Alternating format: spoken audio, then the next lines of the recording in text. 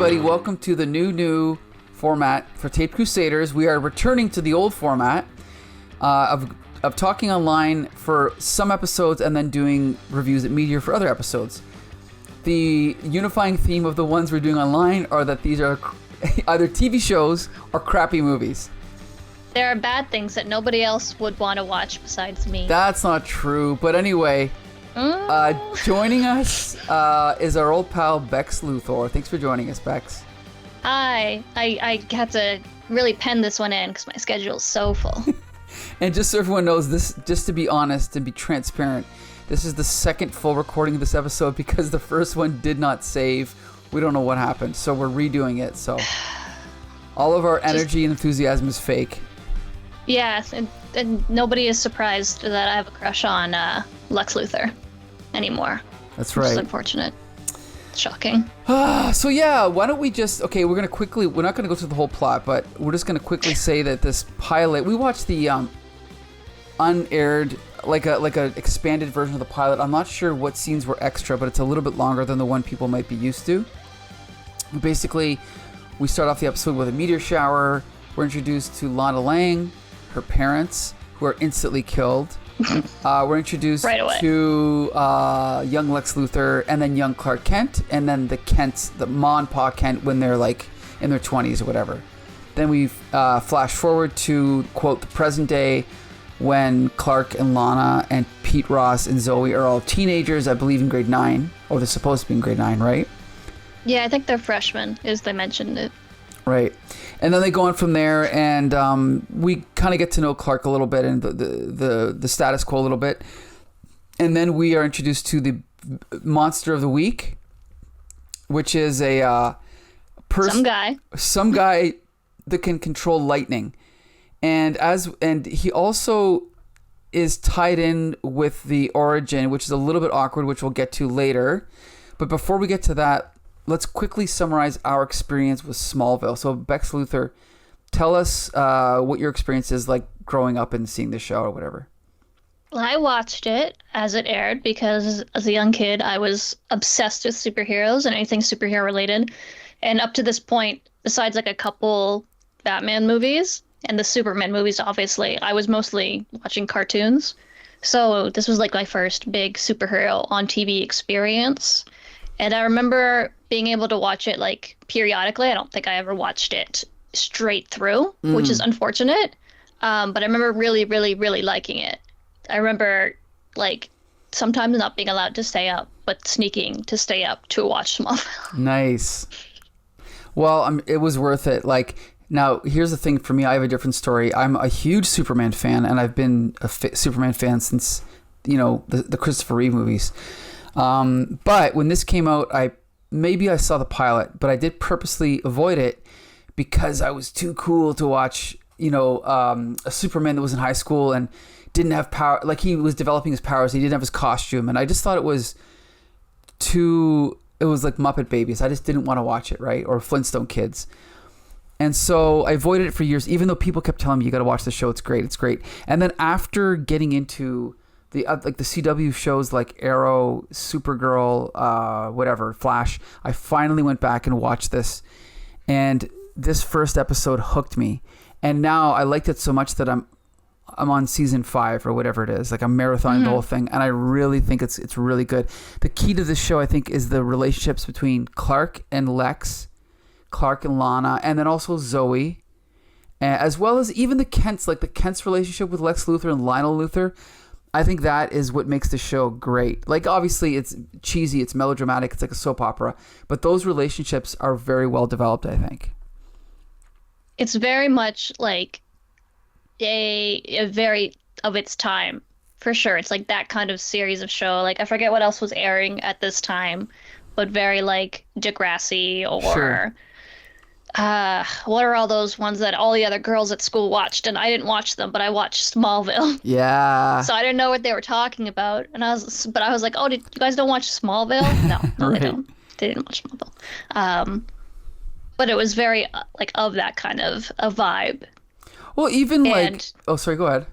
No, I was just No, you go ahead. I was just gonna say, even my parents watched it. And I didn't even know they watched it because it was just enjoyable. I also, as you know, used to have 2 Russian roommates, and one of them was walking by, and she said, "Oh, is this Secrets of Smallville?" I said, "No, it's just Smallville, but apparently in Russia it's called Secrets of Smallville." You know, so even Ina used to watch it when she was a kid. You know, so yeah, I think it has universal appeal, definitely. Oh, that's cool. Yeah, it's very much like a very grounded, easy way to access Superman, I feel like. I agree. Especially when you compare it to more modern superhero shows where it's like 7 hour-long episodes, plot, just plot, and then nothing else. And I feel like with that, you don't really get a sense of who the characters are as much, whereas this one's very, very heavy character, not so much like the overarching plot season by season, but who like just character based, like in the relationships between them. And I really enjoy that part of comic books, so I think that's why I really like this. And you know, I noticed this trope in the show is in a typical show, the plot will resolve in the climax, and then there might be one more short scene. But usually the show just ends because it's only 45 minutes. But in this show, sometimes the Monster of the Week plot will end, and there'll be a commercial break, and then there'll be like 10 more minutes of resolving Lana and Clark that week, or Lex and Clark that week. Like that, it's almost like the Monster of the Week is always the least important part of the show, and then the characters are the main part, I've noticed. Yeah, it's definitely more how comics I feel like used to be versus now. Sure. Whereas they had to write an issue and it had to come out once a week or once a month, right? So a lot of it was just like office drama or like little things. And then sometimes Superman would go off and fight whoever he needs to fight that week. Or especially when we reviewed the Spider-Man comics, a lot of it was just interpersonal relationships. And then every so often Spider-Man would stop a bank robbery or Elektra was there. That it had more, like, because they had to come out, they're like, oh, I guess not every single issue needs to be like Avengers Doomsday, like the crazy plots. It can be just nothing. It can be Clark and Lana are having a tiff this week, and that's what happens. And I like that stuff. I like character development and interpersonal relationships with superheroes. And that's what interests me in comics more so than like the saving the world stuff. Yeah. So this is I really, really like this kind of a vibe. I'm with you on that 100%. Now this particular episode, like we said, it's the pilot, and it's I'm not going to say it's rougher on the edges, but it's not as polished as later episodes. Like I think they kind of got into a groove later on where everything had a little bit of a sameness. But when you watch this episode, you can feel that it's almost like the camera angles are different and the vibe is different and the tone is a little bit different, which I appreciate because every show has to develop. But I like the way that they, like Clark at one point really disagrees with his father, and he sticks his hand in, what is it, a wood chipper? Yeah. And why does he do that? He's to show him what? I don't remember. Yeah, I think he was making a point about like, I'm a weirdo. I'm not a normal kid. Right. Like this isn't normal. And he shoves his hand in the wood chipper. Right. Breaks like a $2,000 wood chipper. Okay, and his dad's like, oh my God, sure. I have to buy a third wood chipper this month. People are going to ask questions. But like, but like it's such a melodramatic teen moment. But it's also, and I love it. I love it too, because I think in the later episodes, like I said, it's almost like a sitcom where you have like 3 rooms and every scene's in 3 rooms. But in this episode, it's a little bit different. So that particular angle or that particular part of the Kent farm is somewhere you never see in other episodes. Because who knows, maybe it was a different farm. I don't know. It was the first episode, right? But I just think little things like that are cool in this. Yeah, I forgot how much I like older shows that give me room to breathe. Sure. And give like the cast room to breathe. But I did really like the family dynamic in this. I think that's really important for a Superman show about his like teenage years, because his like relationship with his parents is such a big deal. That's my favorite part. It's it's funny because in the old comics, the Kents died. And then he became Superman. And that was maintained for almost every version, including the Christopher Reeve movies.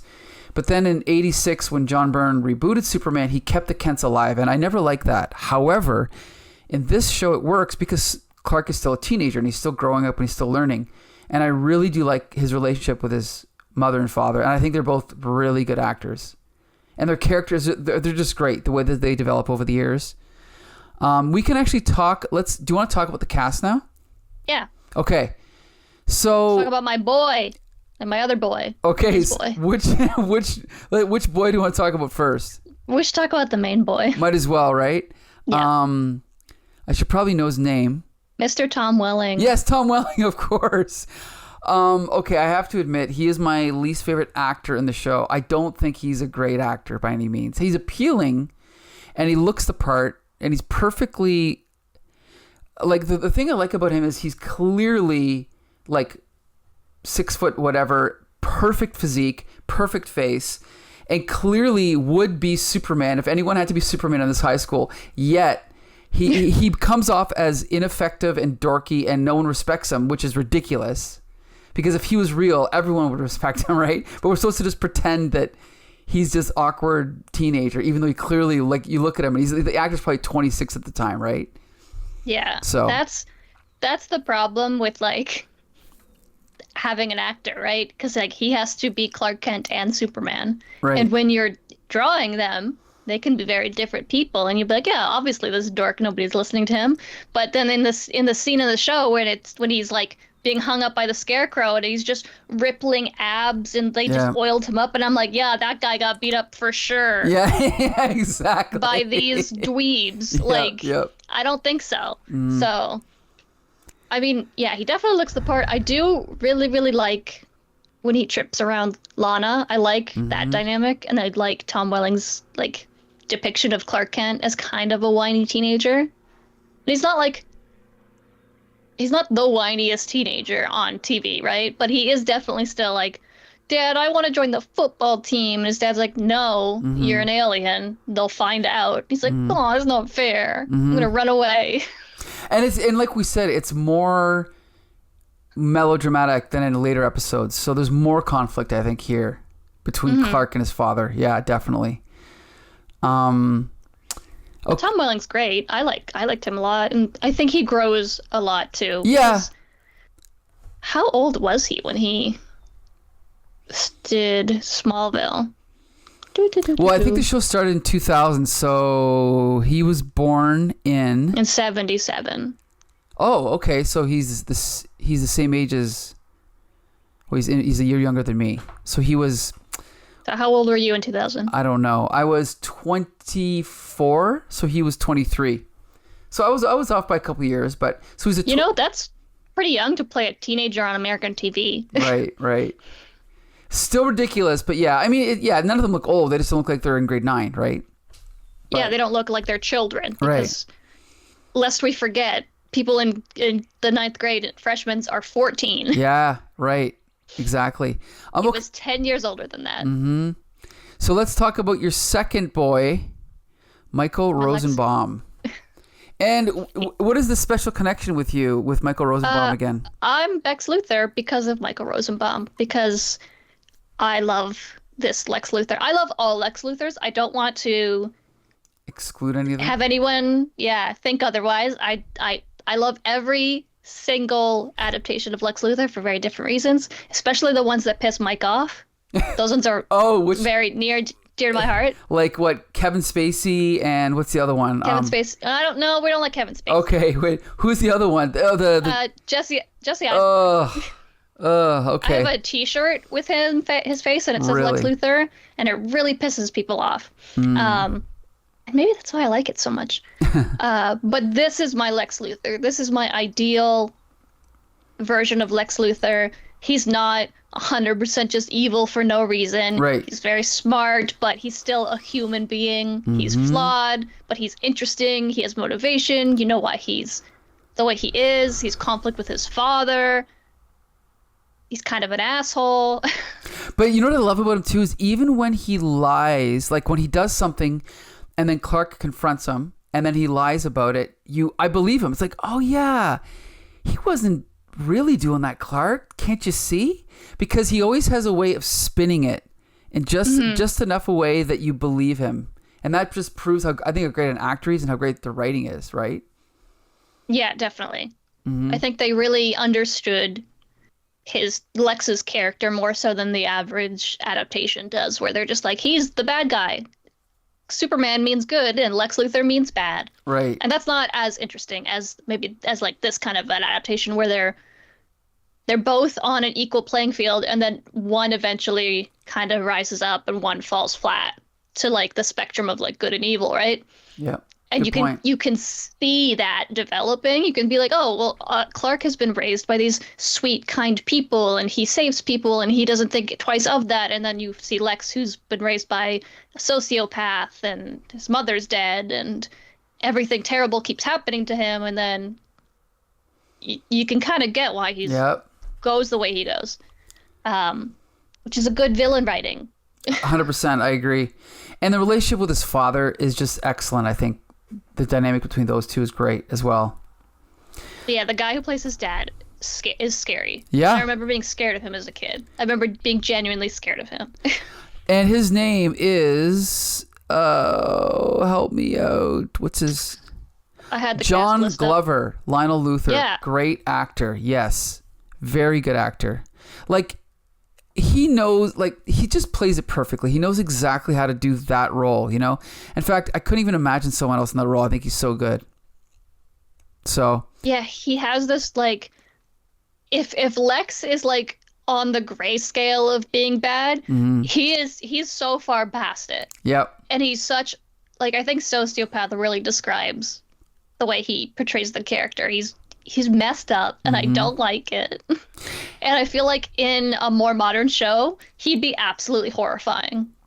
And he's also charming too, so he's able to charm his way, you know, through a lot of situations, like lie to people in the show. I don't want to spoil too many subplots, but he really gets someone going later on, and it's just, it's horrible to watch, but I can see why this person would fall for his BS, you know, so. Okay, what about one of my favorite characters, which is, you can help me pronounce it, is Kristen Krauk? Is it Kristen Krauk? Sure. Krauk as Lana. Yeah, I think that's right. Sounds right to me. As Lana Lang. I think she's a great actress. She plays this role perfectly. I don't know. I haven't really seen her in any other TV shows or movies, so I don't know what her range is like, but I thought she was great. Bex Luthor, what did you think of Kristen Krauk?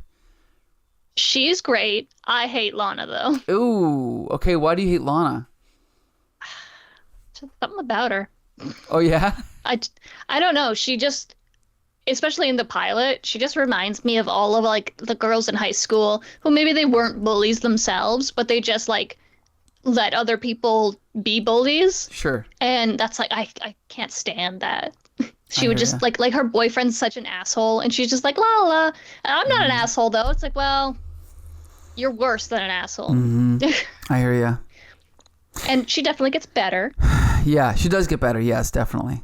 But obviously, this is not the fault of the actress. I think she plays the part very well of, like, a teenage girl who's not a bully, but lets people get bullied. Sure. Especially if it angered me in my 30s, and I'm like, oh God, this is reminding me of, I don't like this. It's giving me bad memories. But you said she gets better, right? Well, I mean, or at least you like her already. I love her already, but she does get better. Like in this episode, she is dating this douche, Eric Johnson, as a Whitney Fordman, right? So obviously, I think she changes. It's maybe not like blatant that her personality changes, but obviously inside she changes, I think, because she makes better choices later. Yeah. You know, sometimes we all date an asshole. True, this is true. And she's 15, so I can't really blame her. But I do like the talk she has with Clark in the cemetery in the pilot. It's nice. I like it. It's a little awkward. It's a little awkward, but especially because she rides up on horseback. I mean, she does live on a farm, so I can understand. Yeah, but that. she doesn't go back on horseback. Oh. Because Clark walks her back. Okay. So what happened to the horse? horse? Yeah, now it's just a horse out there somewhere. Yeah, I'm sure it's fine. Smallville probably got horses going around. But It was a little, I think maybe it was just the writing was off for that scene. It felt a little like what would teenagers with dead parents talk about instead of like maybe more realistic, but Sure. it's cute. You know, I should say, while we're on the topic of Lana and her boyfriend and Clark, the thing that hooked me with the show, like I said, was not the monster of the week. It was not the supervillains or with the powers. It was the relationship between Clark and Lois, or Clark and Lana. And so the way that they developed it throughout the episode, the way that they she flirted with him and invited him to the dance, but then he didn't go. And then at the end, when he has that fantasy, when he imagines dancing with her, and then we realize it was all just like a daydream. And then he's longing after her, like looking at her on her porch or whatever. I thought that was excellent. That is what hooked me. That's what made me, I had to come back for the next episode to see what happened, you know? So The high school melodrama of a girl having a boyfriend and you just wishing that you were her boyfriend. Yep. 100%. You're like, relatable. I like this. Mm-hmm. Give me more. Definitely. It is very sweet. It's a little creepy. Just a little bit. Yeah. Well, yeah, he was watching her through his telescope. A telescope. Yeah. Yeah. A little bit creepy. A little bit of voyeurism there. Yeah. I mean, she was outside. Yeah. She wasn't in her room. He wasn't looking at her in her room. Good point. In the telescope. Mm-hmm. So. Still a little weird. Yep.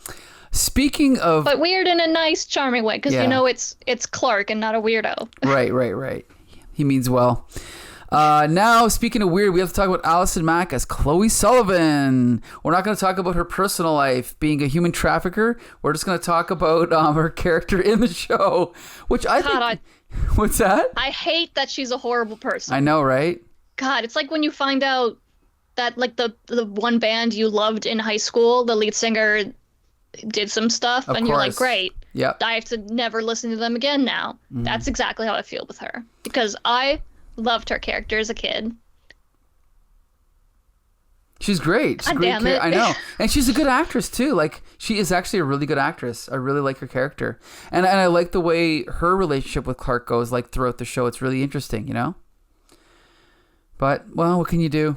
Yeah, because she stays throughout, like, the whole show. I think she's one of the only ones that really stays throughout, and she's like an original character, right? Yeah, she is. Yep.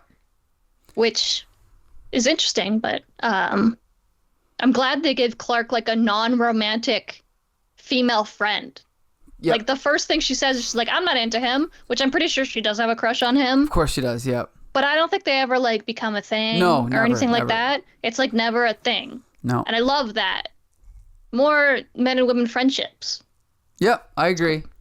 And she's such a weirdo. I love, and I see, and this show does such a good job, I think you said earlier, of adapting this character for a new audience, because they introduce Chloe, they introduce the wall of weird, right? Yes. Like the fact that it reminded me of X-Files, because instead of treating all these characters like, oh, this guy wants to rob a bank, or this guy wants to terrorize Smallville. No, it's just some guy that has some weird power, but he's using it to get revenge on the bullies at school. Or this girl has a power and she's trying to reconnect with her father that abandoned her. There's always some logical motivation for what they're doing. Just like in X-Files. Like whenever they find a monster in X-Files, it's just some weirdo that's like living in like the sewers, or they're living in the forest, or whatever it may be. But then it's like, oh, my wife died and I'm just depressed and now I live in the woods and I'm sorry that you thought that was scary. And then the episode's over and I'm like, yep, I get it. Mm-hmm, exactly. It's great. They also introduced the necklace that Lana Lang wears that's actually made of kryptonite. Love that. Because the reason Clark is always a bumbling buffoon around her is she's literally wearing kryptonite. Mm-hmm. That's a good plot point. That's a good idea. And they should do that more. It's a really good idea. Yeah. Yeah. I love that. And instead of like giving him glasses or making him like having to fake it, it's just genuine. Agree. I also love the fact that they use the kryptonite to explain all the superpowers in Smallville, right?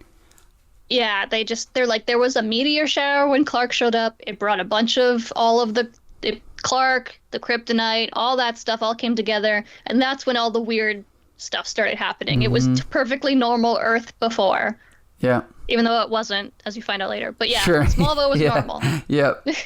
Yeah, I agree. Like that's what I mean. These guys are smart. You know, these same two creators went on to write Spider-Man 2,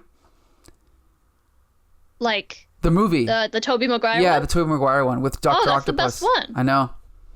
Good for them. I know, I'm happy right? for that. Yeah, me too. I wasn't at the Could you- time, but now looking back, I'm like, no, they made the right choice.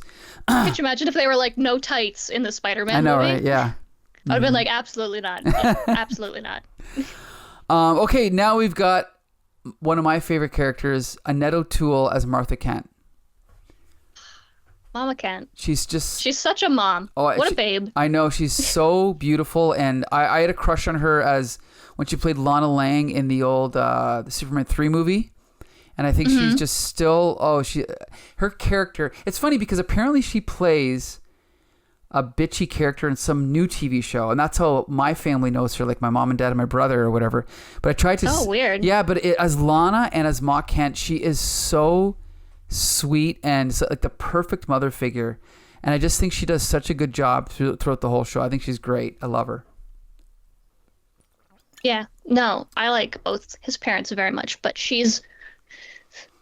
the whole point of Superman is that he's a good, wholesome boy raised by good people. So you have to have good people being his parents. And they're just genuinely kind and loving people. Like, Yep. they're introduced as a couple going to town, and this lady who's clearly flirting with John, and he doesn't even notice because he's just all eyes on Martha. He's like, Martha wants tulips, and we're going to get tulips, and then we're just going to go back home and be together, and that's like our life, and we're happy. And it's so quaint and nice. And every time like Martha talks, I'm like, yes, I wish that was my mom. Just a good vibe. I agree. And then speaking of good vibes, we have John Schneider as Jonathan Kent, who of course I know from the Dukes of Hazzard. Oh, interesting. Yeah, did you know he was one of the Dukes? For like the original ones? No. Yeah, because I'm only familiar with the Johnny Knoxville movie. Okay, so he was Bo Duke, and in one episode of Smallville, John Wopat, who played Luke Duke, comes, and he's like his cousin or something, and he's a guest on the show, and he plays like a guy running for senator or something. I can't remember. And he That's fun. Yeah, it's really cool, and he actually drives a car that's the exact same model as the General Lee, but it's not painted as the General Lee. It's like blue, just for copyright reasons, right? Mm-hmm. But they actually have Obviously. they have a joke where they slide on the hood and all the old gags, like it's pretty cool, the fact that they did that. So, but yeah, I think he's also like a lot more like, I guess you could say, macho than the typical Pa Kent, because he's a little bit younger, right? So you see him doing a lot of the farm work and stuff, and it's pretty cool. Yeah, he's very like, because this is Superman in high school, he's not an older Pa Kent who dies tragically for motivation's sake. He's probably my favorite of all of the fathers that's like portrayed in live action media, at least. Sure. When you compare him to, say, like Man of Steel, I can't remember the guy who played his dad in Man of Steel. Oh, that was Kevin Costner, but he was terrible. Yeah. Yeah, I'm like, that guy sucked. I agree. And then you see this guy who's like a genuinely kind and loving father and is just looking out for his weird alien son. Yeah. And then he's like a down-to-earth, nice guy. He's like, oh, we don't like the Luthors. Do you know what they did to the guy down the road? Like, they stole his land. Mm-hmm. Isn't that messed up? I love that. You can't accept a truck from him. Mm-hmm. What about your integrity, Clark? Right. And I love how he sticks to those convictions throughout the whole series. That dynamic is so great. I love it. Because his son is friends with this guy. Like Clark was friends with Luthor. And Jonathan Kent is always the one trying to keep him away from him. It's just perfect. And it's nice that he has that polarizing, like Lex is in his ear, but his dad is also there to be like, I don't know about this, Clark. Mm-hmm. So it gives Clark a nice balance too of where he's getting all of this advice from. Right. Okay, I think that's our main cast. Yeah, I think so. That's pretty much it. So I guess other than that, we can wrap up soon, but we can just say that this particular episode, the actual monster of the week was pretty typical and not really memorable. And the other weird thing they did was they had to have him in that opening scene of him being kind of crucified like the Scarecrow. But they also wanted him... with the big S on his chest. Right. To look like Superman. Of course. So that when they did it to Clark, it was like, oh, look, an allegory. Yep. And you're like, yes, I get it. But then they never speak of this guy again. Right. And also... even though he's so ingrained into Superman's into origin the mythos. In the show. And they had to figure out a way to keep him be the same age from when they were kids to when they're teenagers. And so they're like, oh, by the way, he controls electricity and he doesn't age. Like... well, he was in a coma. Oh, right. He was in a coma. A stress-induced coma from the incident because he was traumatized. And I was like, this actor's like 27. You could have just given him a beard and he would have looked 10 years older. 100%. You're right. It's not that hard to age people up a decade. Right. So we didn't have the makeup budget for that, so he's in a coma. It was, they didn't even know if the show was going to last, but it lasted 10 years, right? I think it's like technically the longest running sci-fi like ever, or one of the most longest running, so it's pretty cool. Oh, probably. Yeah. They do lose the plot eventually, so be prepared. Yeah, I heard that the creators left after I don't know what year, but it gets pretty rough. I actually reviewed the Justice Society episode on Comic Book Syndicate, and that's what you were saying. It was pretty rough. I remember it being pretty rough.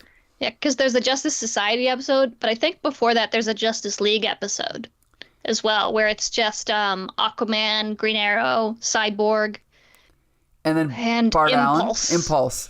But let me tell you, not the Flash. Even though I like the fact that the show has no real superheroes or flights and tights, whenever they, like, if I'm watching an episode, like a teaser, and all of a sudden there's a guy that can swim really fast, I'm like, it's Aquaman. I get just as excited, or Cyborg, or the Flash, or Impulse. But when they introduce these people, I get so excited. I do too. Every time it happens, and every time I go to one of these movies or whatever, I was like, why is there's so many characters in this movie? Like, why? But every time a new one pops up, I'm like, oh my god, did you know Hawkgirl's gonna be in this movie? I'm so excited. Exactly. Like, they got my number so bad. So, whereas with this one, the cameos don't start popping up for a while, and I think that's good for the show. Right. Because then, like, eventually, as you're watching it, and all of a sudden, Green Arrow's there, and you're like, holy crap, Green Arrow's there. Can't wait. And I think they were gonna introduce Batman at some point, but they never did. I think Warner Brothers is very protective of Batman, so I can understand that, but whatever. That's fair. They've definitely never made any bad Batman movies properties, right? So, I'd be protective too. Okay, so I guess that wraps up our Smallville review. As we said, Bex Luthor and I, and possibly guest stars, are going to be reviewing TV pilots and shitty superhero movies in the very near future. Especially direct-to-video movies. Direct-to-video, unreleased, whatever you got, right? I found it on a VHS tape in the closet. Yeah, exactly. So coming up on our next episode, we are going to be reviewing the ill-fated Birds of Prey TV show. I'm so excited. So that's going to be... You don't even know how excited I am. Can imagine. So yeah, be sure to join us in 2 weeks, and also be sure to watch our other podcast, Laser Brains, and UK Corral. UK Corral is on a hiatus, but it'll be coming back soon. So that's it. Until the next time, see you later. Bye.